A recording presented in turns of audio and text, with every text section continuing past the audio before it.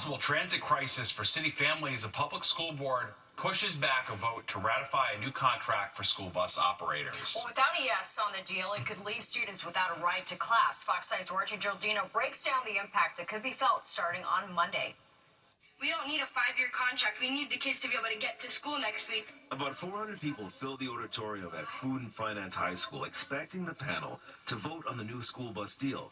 But the moderator told them, despite the Halloween deadline, there would be no vote. Your time has expired. I know, but the thing is, I didn't get to speak because people were clapping, so I had to stop talking. The panel for education policy must approve the contract before it takes effect. Drivers say short-term extensions are not enough for their families or workers. We want to know that we have a job in our pocket. We want to know that these children have transportation every day. 5 years is an amazing contract. Without that deal, bus service for 150,000 students could stop as soon as October 31st, affecting 12,000 drivers, attendants, and mechanics, including thousands of special needs students. I am a parent of an autistic young man, so I am on both sides of the coin. Instead of a vote on the school bus contract, the panel says it plans to wait until after next week's mayoral election so that the new administration can weigh in. In the meantime, the actual vote is scheduled for November 19th in Brooklyn. In the meantime, the Department of Education says it's doing everything possible to avoid a transportation crisis. Officials say more than half of the city's bus vendors have already signed temporary extensions. Several have agreed to the new 5-year contract. More than half of our vendors have already signed these emergency contract extensions. They will provide service next week. But in case not all the vendors have signed the emergency extension by Friday, we are making contingency plans to ensure our students will make it to school on time and safely. Chancellor Melissa Aviles Ramos sits on the panel but does not vote. Her department's contingency plans are already in motion. A set of short-term fixes meant to make sure students can still get to school safely, including prepaid Metro cards for students and caregivers, prepaid ride-share reimbursement for eligible families, and coordination with the NYPD and MTA for student safety on public transit. But families of children with disabilities say those plans cannot replace the trained drivers and attendants their children depend on. They cannot take buses by themselves. They cannot take Metro cards and go on the train. They cannot take cabs. This is really a shame. In Hell's Kitchen, Duarte Geraldino, Fox 5 News. New tonight, the City Council's passed the first-of-its-kind legislation requiring gun shops to display graphic images of gun violence. City Council member Eric Botcher sponsored that bill. Now, all gun stores will have to display graphic warnings and images that convey the dangers of keeping firearms in the home. That bill meant to reduce the risk of accidental shootings, suicides, and guns used in cases of domestic violence. Gun dealers and licensing officers would be responsible for displaying or disseminating such graphic images alongside written warnings. And a live look at the U.S. Capitol, which is quiet again tonight as the government shutdown continues with no end in sight. Millions of people could lose their federal food benefits on Saturday. That's when funding for SNAP benefits will lapse, something that has never happened during past shutdowns. Bronx Congressman Richie Torres says it'll have a negative impact on nearly 300,000 people in his district alone. The Bronx receives about $757 million in SNAP benefits each year because it's one of the nation's most food-insecure communities. Well, the World Series keeping sports fans busy, but Yankees fans may have some sore feelings about the Blue Jays after the team, of course, knocked the Bombers out of a chance to play in the World Series. Yeah, that's right, but it's game on for Canadian sports fans. Fox 5's Kendall Green takes us to a Canadian sports bar. One of the gems of this city is its element of surprise. You never know who you're going to run into, what you're going to run into, even if it's a place just for Blue Jay fans during the World Series.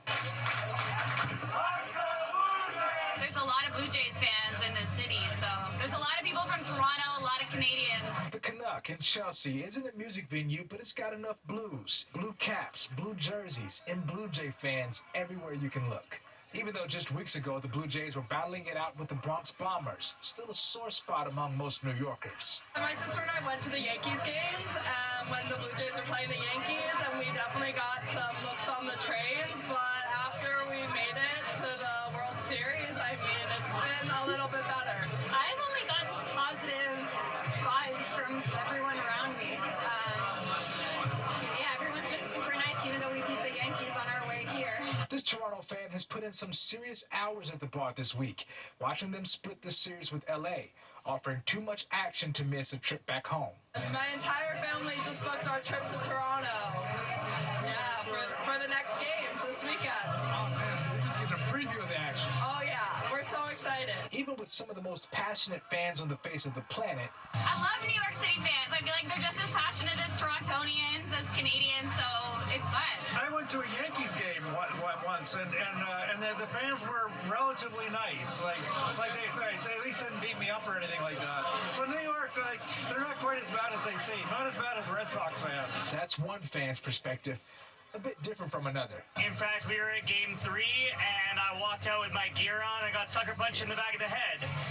I wasn't scared. I went back to Game 4, and we won. So now it's all love. Kendall Green, Fox 5 News. It's all love, bro. All right, those Blue Jays fans, very happy tonight. Toronto now 1 win away from the World Series title. The Blue Jays beating the Dodgers 6-1. Game 6 is Friday, and it's back in Toronto. All right, let's see who wins that. The 10 o'clock news continues. All right, Nixon, next for the forecast. Without the work of New York City's agency. Yeah, clouds, limited sun today, but that's going to be decent compared to what's coming tomorrow. There's big changes are on the way. Clouds are overhead now, and those clouds are going to continue to be an issue as we go on into our forecast here. And waiting for our graphic. Oh, I got the wrong clicker. That's why. See what these late nights will do? Yes. Okay, there we go. 56 and 48 today, so those numbers still below average. We'll get about average tomorrow, and then maybe below average on into the weekend. 78-31 in the records, and right now in New York, cloudy, and it is 53 with a northeast wind that's picking up speed. Humidity's on the increase. Steady pressure on the barometer, but it has dropped a bit this evening and will continue to drop in advance of the storm that's coming our way for tomorrow. All right, 50-degree weather, North Jersey, Hudson Valley now, extending up to Hartford. 51 in the Hamptons, low 50s for the city, mid-50s to the south, and 40s as you get it towards eastern Pennsylvania. There's the northeast wind, averaging close to 10 miles per hour, but the speed will be increasing. The biggest gust I can find down there is Belmar, gusting to 18, but overnight those gusts are going to pick up 20, 25 to as much as 35 miles per hour. And tomorrow those gusts will be in the 40-plus mile per hour range out of the east, so that's going to pile the water up here. We have a coastal flood advisory, southwest Connecticut, lower Westchester, and also sitting along the south shore of Long Island in places down to the Jersey Shore. It's going to go right into tomorrow evening.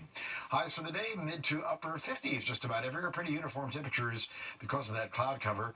We had 50s extending into New England, across upstate New York, down to State College, PA, 60 Washington, D.C., then it was back to the 50s. You went Pittsburgh, westward, Detroit, Chicago, down to Cincinnati, Nashville also in the 50s today. So we're right on the edge of the rain.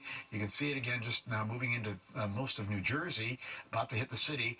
And then the wide view shows that extends all the way down to that little circulation center. And that's the storm center that we're going to be watching as it makes its move towards us and sort of comes right at us and intensifies in the process. So the result's going to be periods of rain continue overnight, and the temperatures hold pretty much in the 40s in the suburbs to lower 50s or so in the city. Here's 8 a.m. Temperature actually rising a little bit at that point, but we'll have more rain coming in. Some of that rain will be in the form of thunderstorms. You can see here on our updated computer model, potential for some locally heavy downpours. Low 60s for highs tomorrow. More showers in it tomorrow night. Friday, clouds and sun combined. Could be a little spotty shower up north, a little cooler day, mid and upper 50s. And again, our rainfall could be in the 1 to 2 inch range. Could be some higher numbers too, over 2 inches in a few isolated spots. We'll take it because, again, we have, say, our drought situation still going. Here's the wind strong out of the east tomorrow. You can see those gusts hitting 40 miles per hour, and then the wind will switch from the east, coming around to the west and do the same thing on Friday. All right, tonight, again, the rain comes in. Tomorrow it sticks around. Windy day for 62. Halloween, dry, sun and clouds, but windy at 56. 50s over the weekend. Change your clock back early Sunday morning. Great marathon weather, by the way. 40s in the morning, 50s in the afternoon. And it looks nice as we head towards Election Day, too. More of the 10 o'clock news after this time out. Couple in the West Village receiving a lot of attention for their massive Halloween display. This isn't your typical theme. It's a massive mother pigeon surrounded by dozens of other smaller, realistic-looking pigeons. The owners of the townhouse told the New York Post they did it because a swarm of pigeons is terrifying. I'd say so. Yeah, wow. very local New York They story. did so I like good. that. Indeed. All right, that is the rest of tonight. If you missed any part of the 10 o'clock news, you can always catch an encore on our free streaming app, Fox Local. And that's where you can stream our newscasts anytime. Have a great night. We'll see you tomorrow.